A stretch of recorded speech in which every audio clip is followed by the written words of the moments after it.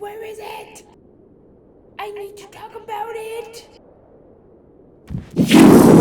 I can talk about it! And oh my god, I think this is the moment we can call The Amazing Digital Circus one of, if not currently, the best written story in the indie animation sphere. Not to mention probably currently one of the best adult animations on YouTube. Yes, this is what adult animation is supposed to be. Not just sex jokes, not just swearing, this. Oh, and before I continue, spoilers! Watch at your own risk. The Amazing Digital Circus has truly, ascended to being a masterclass of the escalation of storytelling. Knowing that this story was basically finalized before even greenlighting the show, shows that amongst the biggest indie showrunners right now, Goose has a head for storytelling, and it really shows. The show is quickly requiring a properly working frontal lobe to understand, and that's a great thing! It shows that there is so much meaning that is meant to be ambiguous, while not being afraid to drop nuggets on your head of stuff that needs to be understood. If you're able to think about it for more than just a couple minutes, TADC goes from being a sensory overload to a show you can't just turn your brain off. Stand aside, Murder Drones Episode 5. This is how you set up subtle story beats. You son of a bitch. There's so much intricate and nuanced things that happen. There's purposeful deception. Abel being a mannequin while us being teased by a lurking, stalking mannequin for multiple episodes was an extremely smart move because it lures us into this sense of trust with Abel. I think most people were on Abel's side because he preys on the community's perception of the show. And since it was written before TADC even had a community, it just proves that Goose knows how we would react. Being in the internet fandom space has probably galvanized that ability, but you wouldn't find that in a Hollywood showrunner, at least not most of the time. Preempting community perception of your show to set up story beats, that's incredible. But then here's the twist. Since it turned out to all just be one of Caine's adventures, like everyone, you're just kind of supposed to feel defeated and baffled, and then you really look at what happened. Jack's nearly abstracted for a second and third time this episode, which asked the cloying question, what are you doing to our minds, Caine?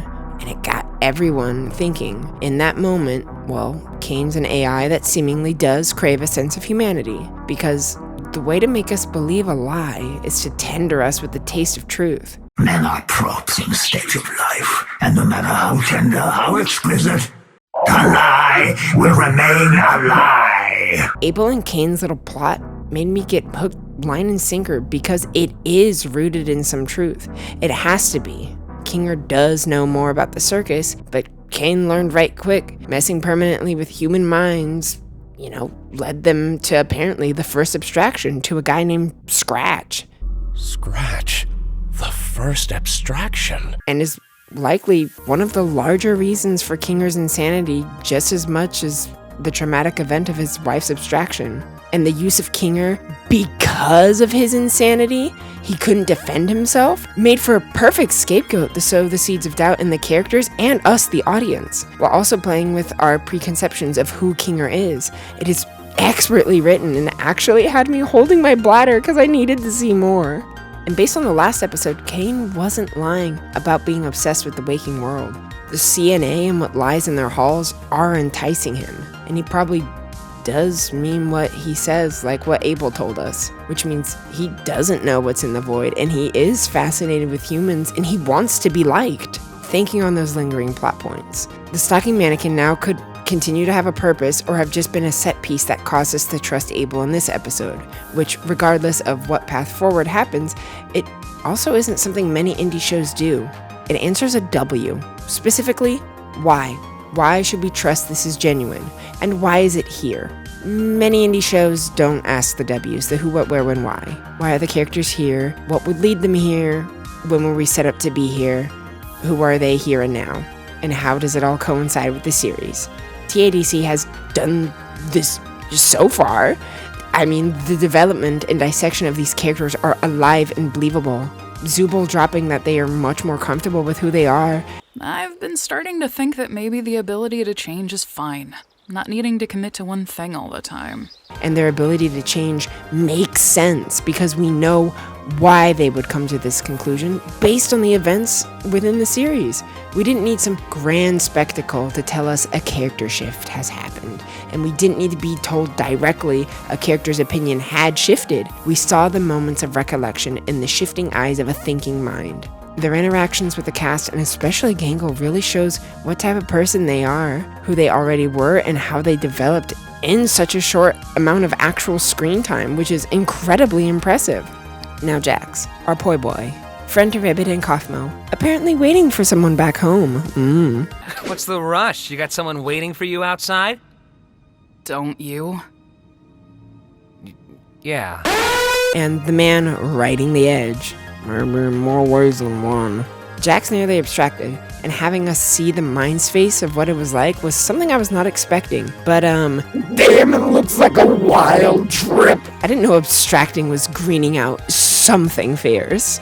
And he finally screamed out the questions we as the audience have been, asking for a long time now. The cast, because of this, will never be trusting Caine ever again. We once again, thanks to Purple here, have been teased even further as to a lot in the circus and the lives of our cast, and with every bit of info that we're fed, numerous more questions get opened. Now we're asking things like, what's with all his all-seeing eyes, and why haven't they been watching them? What else is Caine afraid of? Was there any truth to the cryopods and mind manipulation, or was that completely just a part of the adventure? What does happen to the abstracted in the cellar if the cast does escape? Is Caine able to escape his purgatory, or is he just a warden trapped amongst his prisoners? And how much has Caine actually tampered with their minds? How much is the life they know still theirs? These are highlights of much more mature animation that requires you to sit on the moments and understand the underlying effects of what's happening on screen. And I've been nothing but delighted, and I have nothing but the utmost faith that 8 and 9 are going to blow our minds as we unravel the ending of the Amazing Digital Circus. Things have already ramped up exponentially, but it feels natural and not rushed, which is a failing of even Hollywood shows today. So truly, wonderfully, I'm excited for March now. Dearest Gooseworks, doubt's broken. I crave more. This is amazing.